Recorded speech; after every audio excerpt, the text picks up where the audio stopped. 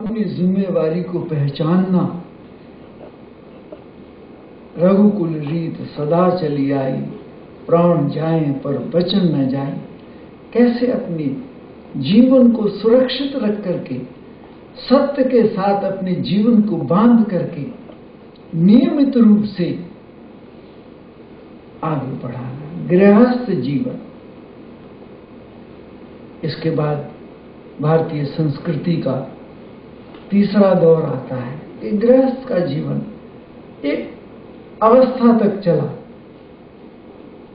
बच्चों का विवाह किया, उसके बाद वानप्रस्थ जीवन, एक साथ साथ रह करके अपने जीवन को एक कठिन दौर से गुजारना।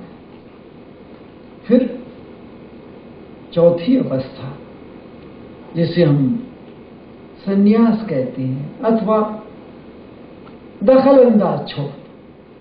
संन्यास का मतलब है घर छोड़ दो, दूर चले जाओ तो भी ठीक है, और उससे भी कठिन काम क्या है, घर में रहो, दखल ना दो, छोड़ो जो कुछ कर रहे हैं उसे ईश्वर इच्छा पर छोड़ करके छोड़ो, दखल छोड़ दो।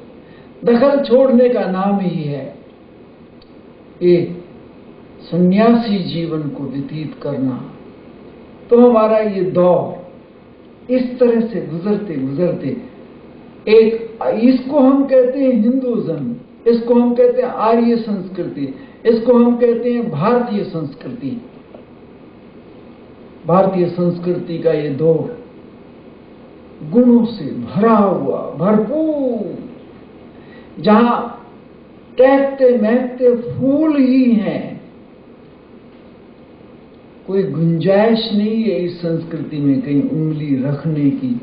इसका कोई ऐसा नियम नहीं है जिसके पीछे एक इतिहास ना छुपा हुआ हो, और जिसकी एक डोर परमात्मा से ना बंधी हो, और जिसके फार्मूले जीवन को पवित्र करने के लिए इस जीवन के साथ, बुनियादी जीवन के साथ ना बंधे हुए हों, और जिसकी डोर परमात्मा की। कोई संस्कार हमारा ऐसा नहीं, सारे संस्कार फिलॉसफी से भरे हुए संस्कार। जीवन में अगर गृहस्थ में हम प्रवेश करते हैं, जिसको हमने कहा घोर आश्रम, जो बचपन का बाल्यावस्था है वो भी गृहस्थ के जीवन पर टिकी हुई है, जो वानप्रस्थ अवस्था है वो भी गृहस्थ के इस जवानी के जीवन पर टिकी हुई है, जो संन्यास आश्रम है वो भी इस गृहस्थ के जीवन पर टिकी हुई है। ये इसे घोर आश्रम कहते हैं। घोर आश्रम कहते हैं ये सबसे मुश्किल है।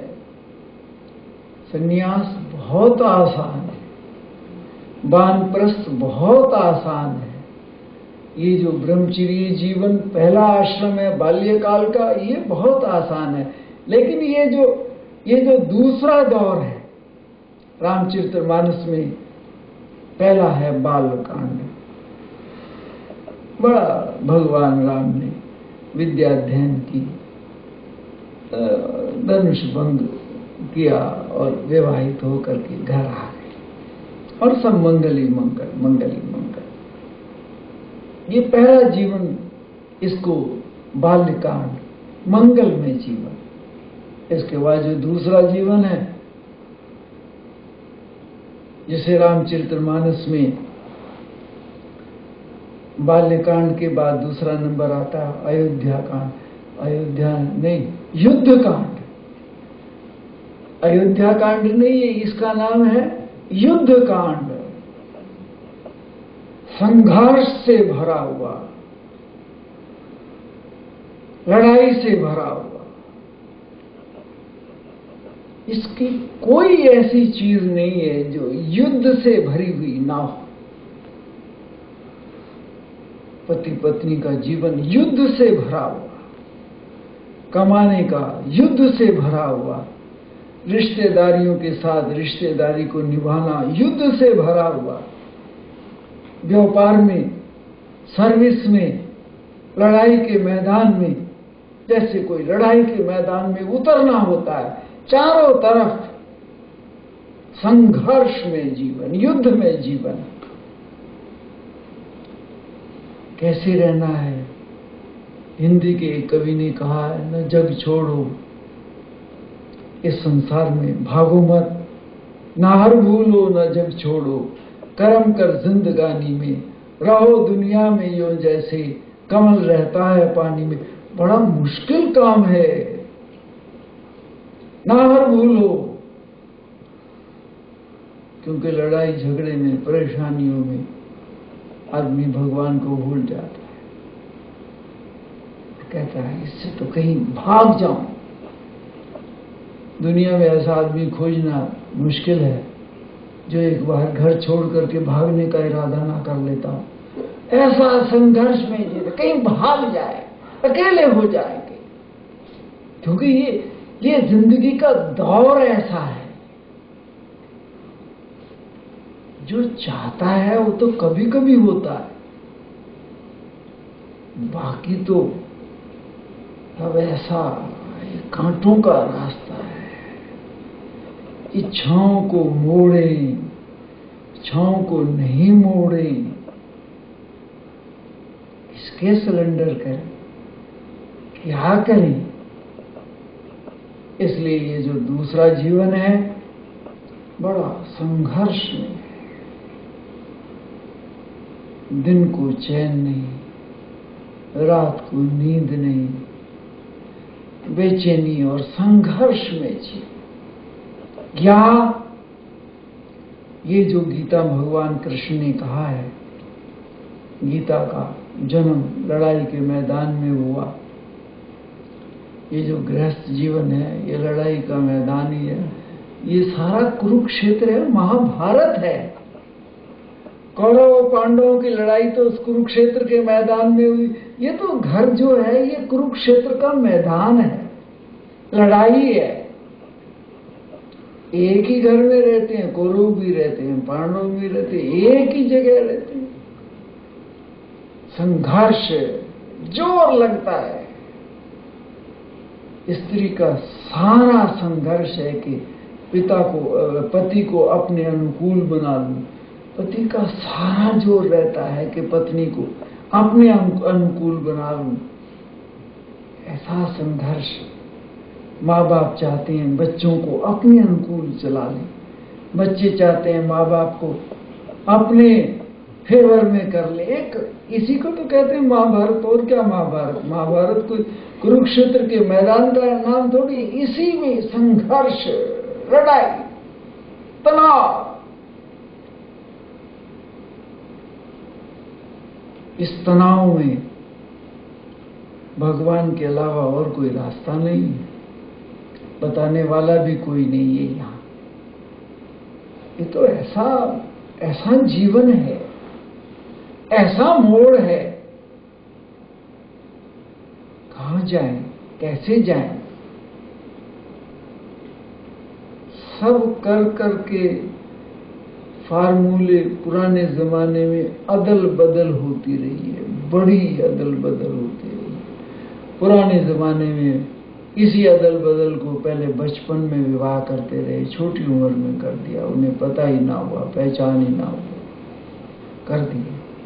फिर कहते ये भी ठीक नहीं है, होश हवास में करना चाहिए। होश हवास में करना शुरू करता, होश हवास, ये भी ठीक नहीं है भाई। लड़का भी देखे लड़की को, लड़की भी देखे लड़के को, बातचीत भी करें, विचार करें। फिर वो दौर शुरू हो गए। फिर और आगे बढ़ा कि नहीं ये भी ठीक नहीं। स्वयंवर की प्रथा, ये सब पापड़ बिलने के बाद जो आपको बताया ये पहले हो चुके हैं, सब पापड़ बिल चुके हैं, अभी कोई नए नहीं बिल रहे हैं, अभी कोई नहीं। फिर क्या हुआ कि स्वयंवर करो भाई, स्वयंवर करो। स्वयंवर होने लगे, स्वयंवर होने लगे। अब फिर स्वयंवर से काम नहीं चला तो फिर सशर्त स्वयंवर होने लगे। एक स्वयंवर, एक परिचित स्वयंवर, एक सशर्त स्वयंवर, एक अंधा स्वयंवर। स्वयंवर की प्रथा है। स्वयंवर बरादरी में इकट्ठी हो गई 10-20 नौजवान, विवाह की अगली पंक्ति में बैठ गए। लड़की ने जिसके गले में कोई, ये किसका बेटा है किसका नहीं, जो शादी के लिए बरादरी में थे उनको इकट्ठा कर दिया और लाए, फूल माला डाल दी, जिसके गले में डाल दी। ना उसे पता कि ये किसका बेटा है, ना लड़की को कुछ पता किसका है क्या है, और डाल दे। इसके बाद फिर परिचय छपने लगा, जैसे आजकल छपते हैं ना जी, लड़की की पहचान इसने क्या कोर्स किया है, क्या क्या, लड़के की पहचान इसने क्या क्या किया है, इनके बाप दादाओं की इनकम क्या है, इन्होंने पहले किसको मारा है, किसको जिलाया है, क्या कुछ किया है, उसके सारे खानदान की पट्टावली एक कागज के ऊपर लिख दी जाती। लड़की के उस खानदान का परिचय, लड़की में क्या योग्यता है, वो सब कुछ लिखा जाता। फिर उसकी पहचान पत्र, लड़की की पहचान टांग दी जाती लिख करके। लड़कों की पहचान, जो पुरोहित महाराज थे ये यही काम करते थे।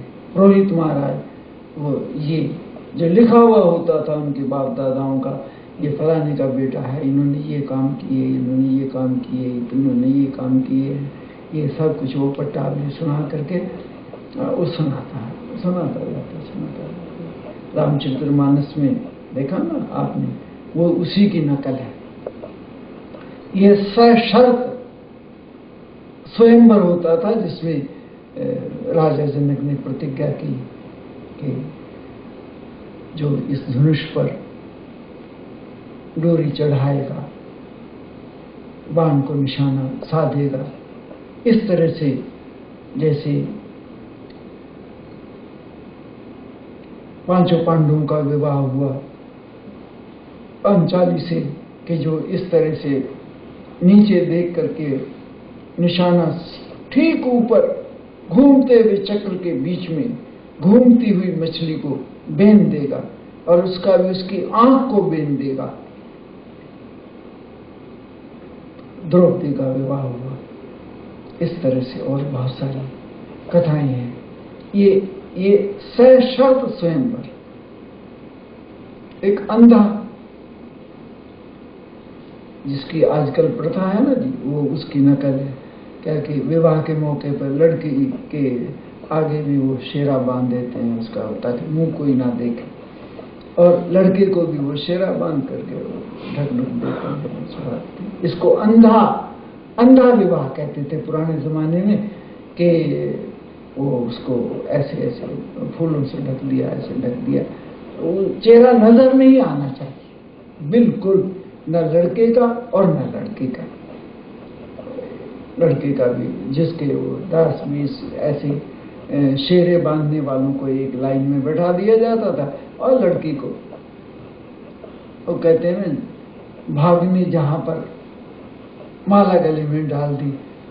अंधा हो तो भी ठीक है, काना हो तो भी ठीक है, बहुत अच्छी रोशनी वाला हो तो भी ठीक है, पढ़ा लिखा हो तो भी ठीक है, अनपढ़ हो तो भी ठीक है, कोई परिचय पत्र वहां लगाया नहीं जाता था। इसको अंधा विवाह कहलाता था। हो गया जिसका हो गया। ऐसे इस संस्कृति में इस विवाहों की आजकल ये दौड़ भाग नई नहीं है, याद रखना, ये बहुत